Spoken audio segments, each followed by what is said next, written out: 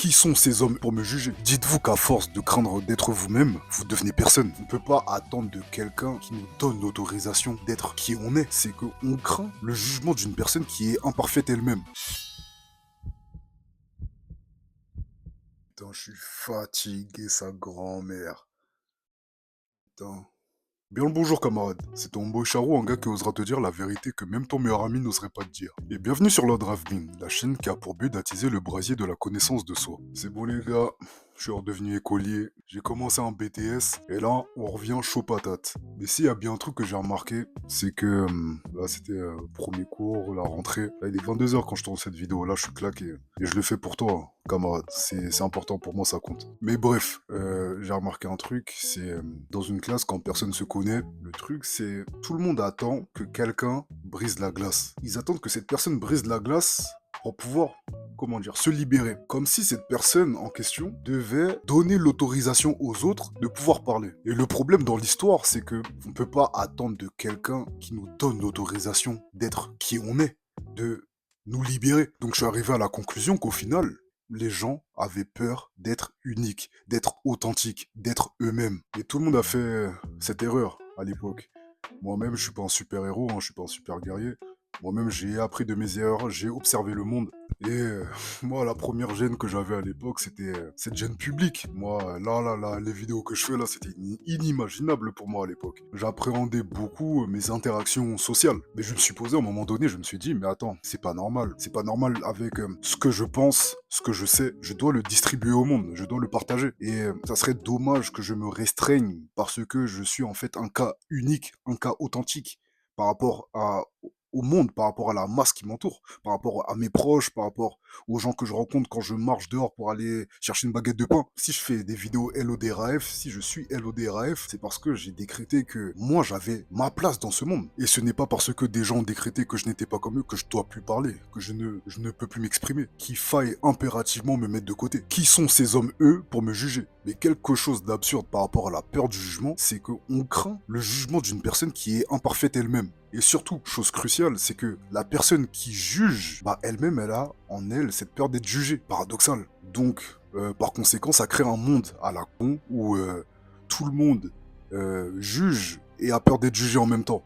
Ça veut dire que tout le monde ressent cette envie, cet instinct de se libérer, d'être soi-même, d'être vrai, mais tout le monde s'abstient par peur du jugement.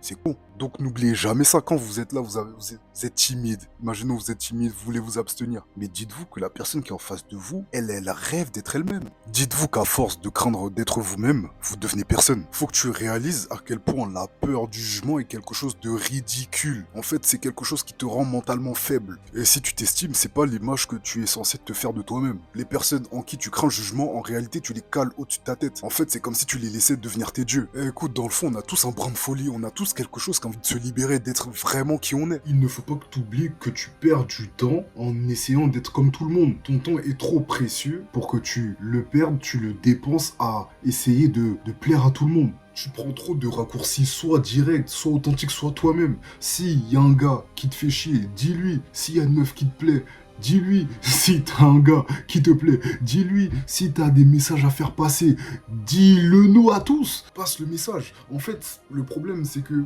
t'as décidé de te conformer à la vision du monde plutôt qu'à la tienne. Ça veut dire que la vision qui compte le plus dans ton existence, c'est censé être la tienne. Mais toi, tu donnes ce pouvoir-là au monde. Un monde constitué d'hommes de chair et d'os comme toi. Dans le fond, t'as vraiment envie de te libérer, mais t'es dans le déni, t'es dans la fausse personnalité. Sois vraiment toi-même. Sois vraiment toi-même. Libère-toi. T'as des rêves de fou. T'as des rêves de fou. En réalité, dans ton cœur, tu dois avoir des... Je te connais pas, mais je sais qu'on est pareil. Moi, je me considère comme étant humain.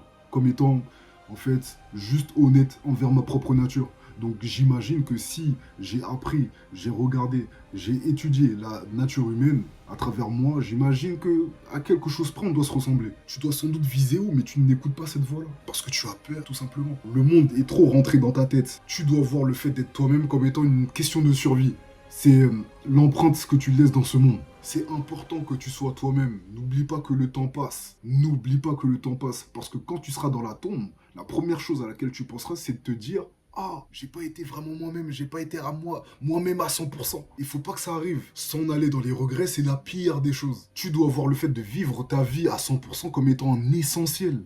Un incontournable. Tu ne peux pas vivre ta vie sans être toi-même, c'est impossible. Il serait dommage que tu meurs aujourd'hui sans avoir connu ton plein potentiel. Et ça commence par le fait d'être authentique, d'être toi-même, d'être original. L'originalité, c'est qu'une banalité, en soi.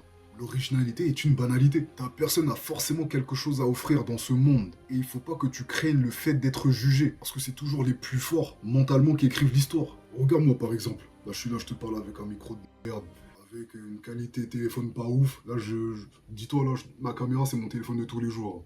Avec un fond pas ouf. Là, s'il faut vraiment me comparer au niveau de la qualité, je suis un peu en dessous, quoi. Tu vois, mais moi, il y a un truc que je kiffe par contre, c'est quand c'est rustique, quand c'est vrai, quand c'est authentique. Tu vois, et c'est pour ça que moi, je me presse pas par rapport à ça. Tant que mon message arrive aux oreilles des bonnes personnes, c'est pas si grave au final. Parce que ce qui compte, c'est le message en lui-même. Et c'est à travers justement ce format de vidéo que je veux, on va dire, m'extirper.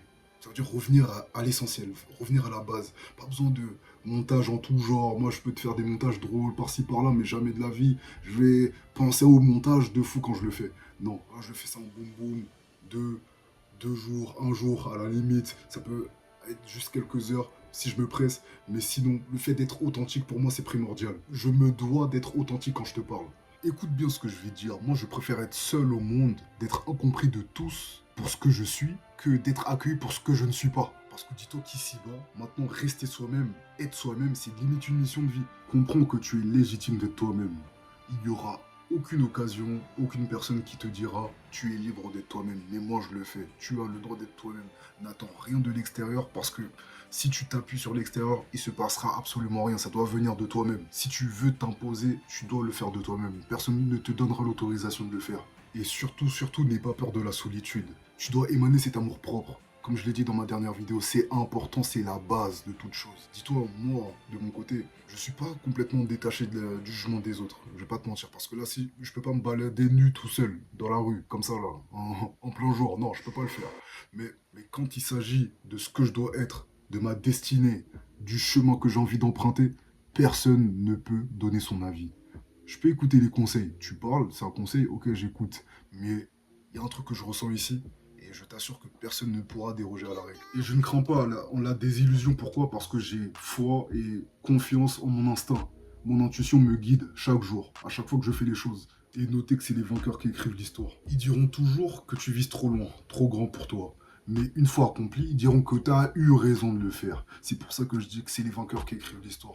Parce que en soi, tout dépend que de toi. Si au final tu y crois et que tu fais les choses, tu fais tout pour accomplir ces objectifs-là, ça peut se faire. Vraiment. Il n'y a aucune règle. Il n'y a vraiment aucune règle. Et ça, c'est un truc que tu dois comprendre. C'est les vainqueurs qui écrivent l'histoire. Même si aujourd'hui je dois me trouver seul au monde pour les idées que je porte, je vais l'accueillir et l'accepter. Pourquoi? C'est parce qu'au final, je serai conforme à la vision que j'ai de moi-même. Ça veut dire droit et authentique. Il n'y a que ça qui compte pour moi. C'est mon combat. Et peut-être le tien aussi. Mais de toute façon, si t'aimes pas ta vie, au moins, prépare convenablement ta mort. C'était Charou. Merci d'avoir regardé cette vidéo.